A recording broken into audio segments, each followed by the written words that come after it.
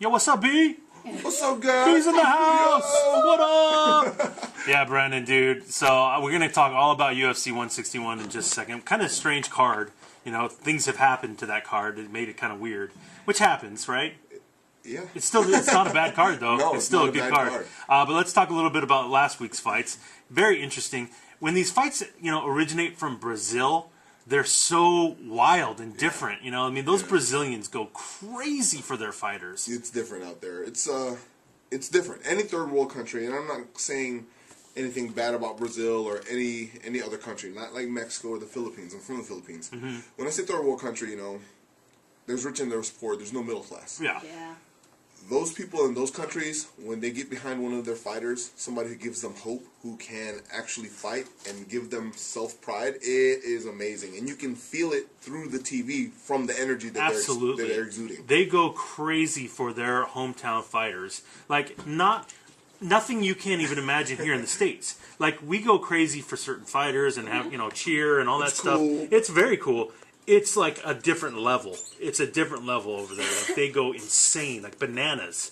And so it's a cool atmosphere to watch fights in. I would love to one day watch fights from Brazil. I'd be a little scared, but I would still go. I would try it out. But anyway, it was a very interesting card. Let's start out with your old buddy Thiago Silva, who a guy you fought when you guys fought. He was juiced up. It was on the sauce.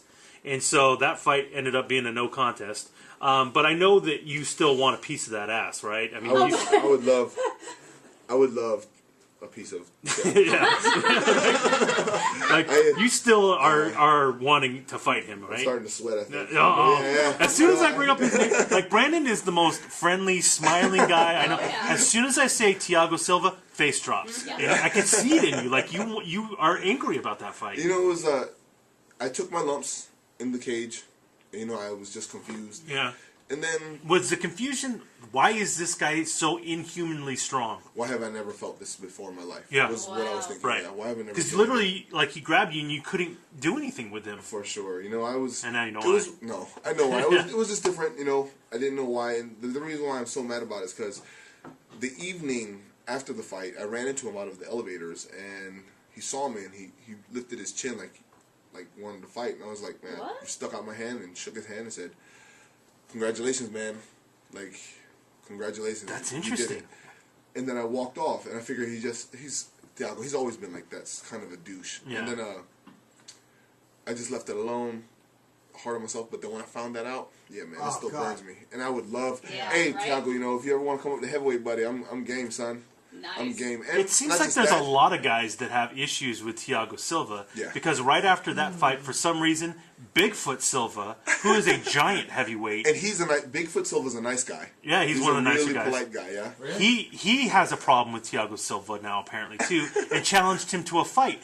Now Thiago said, "Listen, I'm not a heavyweight. I'm a 205er. If you want to come down to 205."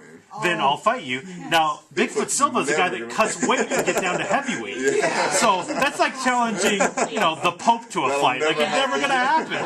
So, yeah, that kind of tells you where his mentality is. It was cool seeing him. He had love handles, and I was kind of rooting for him to lose in this fight, especially against Feijão. I like Feijão. I've seen him around the Anderson Silva camps, bumped into him a couple different times. And Feijão is excellent first round. Yeah. And then he starts to wear down. That's exactly what happened, right? Round. Yeah, and he started wearing down first round. So Thiago Silva really got the better of him, man. He looked nervous first couple rounds. First couple minutes of the first round. Feijão was putting it on him. He was putting it on him. He was winning the fight, hitting him hard. Yeah, hitting him hard, rocking Thiago, and making him run backwards. Then all of a sudden, it's just like the motor cut off, and Thiago Silva smelled blood. He went for it, man, and it was impressive. Yeah. The way that he finished Feijão was really impressive, man. Like, I didn't know where his mind was at. He had no juice. He already popped twice. He had love handles. I didn't know how he was going to look. Yeah. He looked a little rocky first, second minute, third, fourth, fifth minute. By the fourth minute, I think he found his rhythm. Put Feijão down. And it helped that Feijão was gassed already. For sure, yeah. So I've never asked you this. What do you think? Why is there such a discrepancy between the weight divisions, between a 205-pound light heavyweight division and 265-pound weight limit for heavyweights? I mean, that's a 60-pound difference. Huge difference. A lot of fighters have been asking and wanting and longing and dropping hints. Like, shouldn't there be like a 225? 225, somewhere like that? Yeah, right? Yeah. I mean, they went from 145 to 135 to 125. Right. It's all 10-pound differences. What about the big guys? Well, because you have guys like you and Cain Velasquez, the champion, who fight around 230, 240, and then you have these monsters that cut down from 270, 280 pounds to get down to that weight limit. It doesn't seem fair. It doesn't seem fair, but you know what? As fighters, our brain doesn't think like that. Right. It's like, oh, I won't fight. We'll fight. Let's fight. Yeah. So they get away with it for right now, and those are the classes. You have to fight where you can get paid with. If there was a 230-pound weight class, is that the class you would be in? I would drop. I would make 230. Yeah, I would think so too, right? Yeah, 230 would be comfortable. What do you think you're going to be fighting coming up at the end of August? What do you think you're going to weigh in for that fight? Anywhere from 245 to 255. Oh, so you're going big. Wow. Well, I'm 253 this month. Are you really? Yeah. Like that? I just came from Legoland, though. My niece. Yeah. Did you get a churro? How many churros you eat? No, I didn't. No churro? No, They got some excellent churros there. The only sweet thing I had the whole time I was there. I'm lying. No, I had a brownie. But then after a brownie, I had a chocolate maple bacon chocolate. Oh my God! What? Yes, I did. Yes, I did. And did you enjoy it? Candy bar. It's a candy bar. Gluten free. No hydrogenated fats, milk and soy, and it was amazing. It's good for you. It was amazing. I was like, come on, man, this is healthy chocolate. What's this? And then I had it. It's my favorite chocolate now. Oh, look at that. Now, yeah. Nice. Yeah, super weird. But I'll be 255. That's as big as you've ever fought. Yes. Because I mean, yes, you usually 242, fight. I think was the biggest I ever fought when I was heavy. Yeah, so if you fight at 250, I mean, we're talking, wow, that's huge. I'm excited. And you ain't fat. No, sir. So, no, sir. I finally started. Tell you what Brandon's been up to. You know what I mean? Yeah, I just been training like, I've been in the game for a long time and just watching and learning and my head being so big and I don't have to do that. Oh, I don't have to do that. Oh, I don't need to train like that. I don't need to do that. I mean, I have so many coaches now. It's crazy. I don't even know if I'm going to be able to afford this camp. Yeah, right? So many coaches. Like, it's just it's what's needed. Like I've been talking to the guys who are succeeding and watching guys like Dominic Cruz and watching Phil Davis's and watching the guys who are winning and watching GSP. Those guys don't have 2 coaches, 3 coaches. They have like 5, 6. Because I mean, there's so many different disciplines that you guys do. You know, I mean, this is mixed martial arts. You got to know how to wrestle. You got to know how to do jiu-jitsu. You got to know how to strike. And there's multiple levels of striking. Exactly. You know, so I mean, it just goes on and on and on. It doesn't change. Never changes. Never ever changes. There's even recovery coaches. Phil Davis is a recovery coach. He What does that mean? Yeah, he goes to a hyperbaric chamber. Oh, really? Wow. For sleep sessions. Wow. It's not a game. No joke. It's not a game. That's what I'm saying. Like it's not a game. I'm now opening up to the idea of all of this. Right. Because this is only going to make you better, Brandon. Exactly. And this is what the sport is evolving. This is what the sport demands now. Like this is how far the sport's going. Right. Brandon, I don't really understand, how it all works. I don't know much about the UFC, but when it comes to coaches, who pays them? Does the UFC pay them to train you, or do you guys have to pay them out of your own pocket? We have to pay them out of our own pocket. So how do you guys ever get started? You know what I mean? Or do you have to start without a coach? Like, how does that work if you want to get into the UFC? You start with no money, overdrafting your account, credit cards full and overdue 90 days, sleeping on somebody's couch, borrowing food from somebody, till you make it into UFC. Just so you can pay your coaches for a better chance of making it into the UFC. No, you can't even pay your coaches. You have to convince your coaches that you're that good that they'll put the time into you. So that maybe eventually down the road they'll get paid. Yep. Whoa. This sport's not for the faint of heart. It's just like any professional sport, but this one's a little bit more, I guess it's the same for all walks of sports. People trying to become pro, I guess. It's the same. You just have to be really dedicated and not care You gotta the really want sacrifices you have to make. Yeah, Absolutely. sounds like. That's awesome. All right, well, Brandon, let's talk a little bit about UFC 161 tomorrow night. Well, the main fight, Yeah, well, I mean, it's changed. Originally it was going to be a fight between Renan Barão and Eddie Wineland, title fight. But Barão got injured, so now the main event is going to be Rashad Evans versus Dan Henderson. That's awesome. 2 legends of the sport, 2 guys that have been around the block so many times they got their own parking spot. I mean, these guys are legit legends of the sport. But we have seen in the past guys like Rashad. It just depends what Rashad shows up. Yep, exactly. What do you think about this main event? Just like what you just said, I think even Ashley and I had a conversation about last time about people who are running around the ring. If Rashad Evans shows up the same Rashad shows up that showed up against Little Nog, he's gonna lose bad. Yeah. He's Wow. gonna lose really, really bad. Right. Because all that, you can't just run the whole fight against Dan. He's gonna clip you sooner or later. He's gonna cough the angle and clip you sooner or Got later. that H-bomb. Yeah, I mean, and Dan, he can weather the storm. Like class 5, whatever. He F5 tornado. He's walking right through it, no problems, hands down. I've never seen a chin like Dan Henderson. Doesn't And make you've never sense, seen him man. rocked. No. I mean, it's crazy. No, I don't think I have. Right? I think Shogun hit him once where Henderson had to step back once. And he shook his head and walked forward again. Oh, jeez. It's almost like Mark Hunt. Man. Right?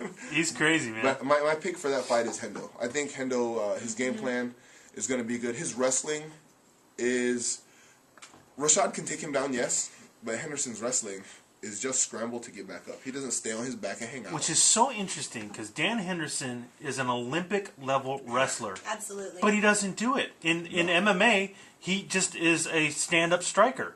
And because, he's developed that skill so much that he's so good at it that he uses his wrestling in reverse. Yes. Like, I'll get up, you take me down, I can get up. But he's not offensively wrestling. No, not at all. It's his style. He made that his own style. Right. He's a awesome Greco guy. He can control everybody on the cage. Nobody likes to pummel with Dan, So his thing is just like old school couture style. Put you on the cage and pummel you till your arms are tired. And then let's see if you can take him down then. And hit you with that giant right hand of his.